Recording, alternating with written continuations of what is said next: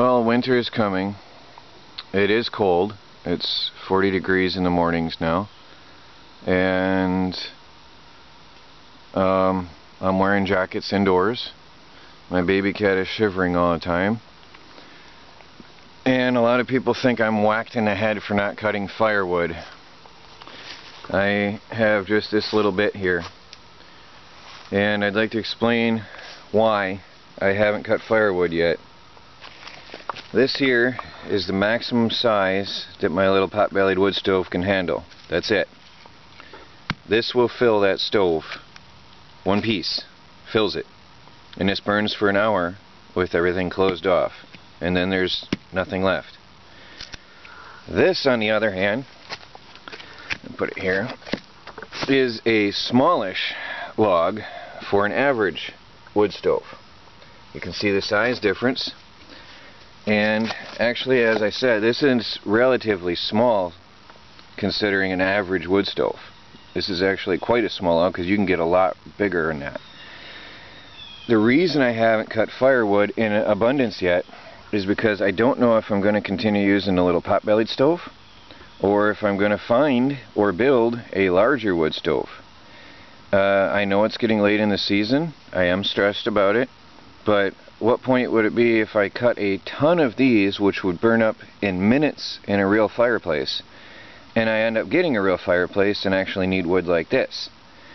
If I cut logs like this, they won't even fit in the little fireplace, and it's very dangerous to try to cut this 2 more times to fit my little one this way. It's safer and easier to cut logs when it's all in one piece. So this is what has held me back from cutting a ton of firewood yet. And I hope this clears things up. Yes, I'm worried about it. Yes, I'm stressing and trying to get a fire source going urgently. But until I find out which one I'm going to use, it wouldn't make sense to cut the wood and have the wrong size wood. It is my top priority now, and I'm trying to figure this out right away. A lot of people suggest I cut down green trees and let them cure, and they're stressed because I don't have time to let them cure. I have a lot of trees like this laying around my camper. This here, if I use my pot-belly stove, this here would provide fuel for weeks of heating. Just this one tree. Whereas in a normal fireplace, you're talking maybe days. So, and there's little branches, actually these branches, a couple of pieces of that, fill my little pot-bellied stove. These little smaller ones. So, I'm not stressed about curing firewood. There's a ton of downed firewood right by my camper, actually. There's pieces everywhere. And if in emergency, I can always get pallets for free.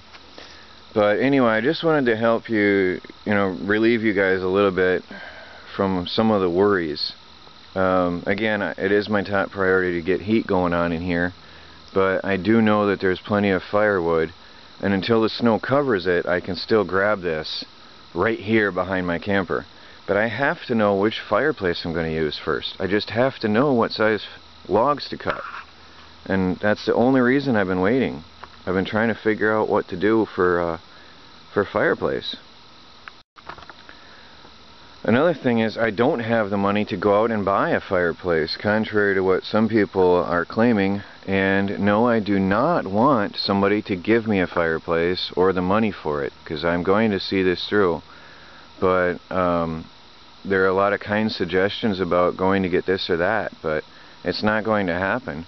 So either I'm going to build something or use what I have. Most likely it'll be that little pot-bellied stove. Should have had my camera on. Sometimes I just take off working and forget about recording. But I ran a bead of silicone in here. I'm just pressing it in to make sure it seats nicely. That should cure today. It's still morning, so that has plenty of time to cure.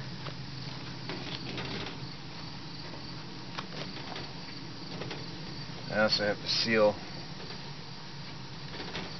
this door. Tomorrow's going to rain, so they say.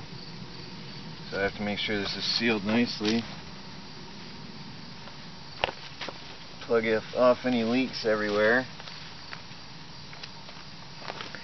And especially that back on top of the awning that I cleaned yesterday. So I'll be getting that too now.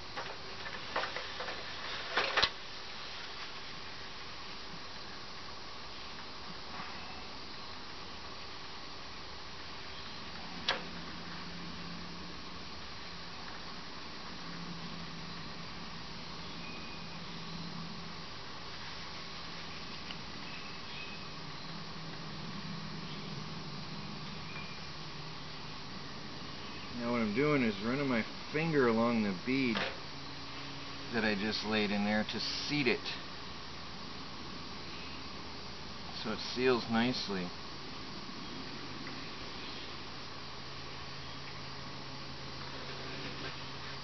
Some people just caulk a bead on and then leave it, but I like to press it in. I learned that from my dad, I believe. I like to press the bead of caulk in, or silicone in this case.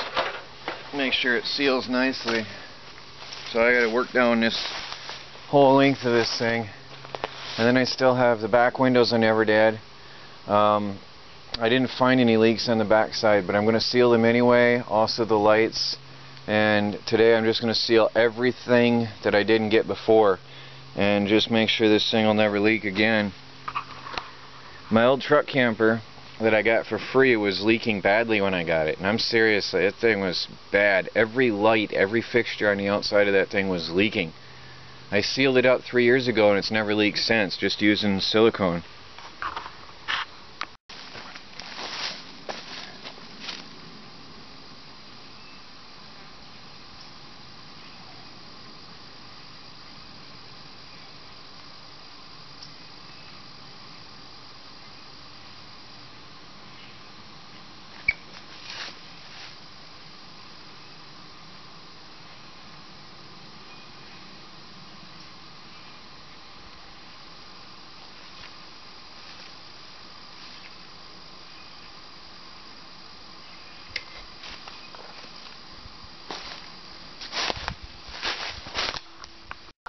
Well, I've sealed quite a few parts. The windows, some of the windows looked really bad, to be honest. So I'm happy I did. This one had a massive gap, and again, I said I found water under the kitchen sink, so this might have been the bad boy. I'm not sure, but it was either the awning or the window here, but it's all patched now. Patched the awning hooks. I even patched the heater because I'm not going to use it for now, and I just want to make sure I cover all my bases here, especially where there was a leak. I want to cover any areas around there. That window I had previously sealed. The front window I hadn't done. The lights up top, the antennas, mirror, everything's done now on the back side of the motorhome anyway. So Hopefully I'm going to have a dry winter inside. Today is a warmer, lower humidity day, so I'm doing my painting. I have a lot of doors to paint yet in my RV, and that will also help keeping it warm in the winter. Closing the doors off means less open air space to heat. So I've got to get these doors in there, and I have priorities. You know, you have to set your priorities, and my priorities are based on weather. When I have the ability to get some painting done, then I do it, because the days that I can paint are very rare. Well, there's one of my doors done and ready.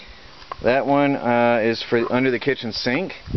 I've got two of the kitchen silverware drawers covers. I've got one of my cabinets. I think this one is the one over the living room, in the living room by the doorway. And in my old Honda, I stuffed in a couple that I had painted. I'm running out of time. I have to go pick up a friend who needs to go get his car. But I've got these two painted, and they're ready for the trim work to be done. Those are the bathroom ones. I can't wait to get these done, because those are going to be the yellow trim, which is so controversial. But I'll get them. It's going to be looking good. The old RV is going to be a nice home this winter. And it's going to be warm. Somehow it's going to be warm. Well, there's the door above the, well, the door in the living room by the doorway here. Painted, trimmed, installed. Looking good. I've got two of my kitchen drawer fronts to put on. And over in the bed I have the one for under the kitchen sink. I've got a bunch of doors down here waiting to be painted. But everything with time. I have to leave now and go help a friend, so I'll be back. I got the door on under the sink last night as well. Just wanted to show you. It's starting to look very nice in here. And I was just thinking last night, there's no RV in the world like this. This is amazing. This is unique.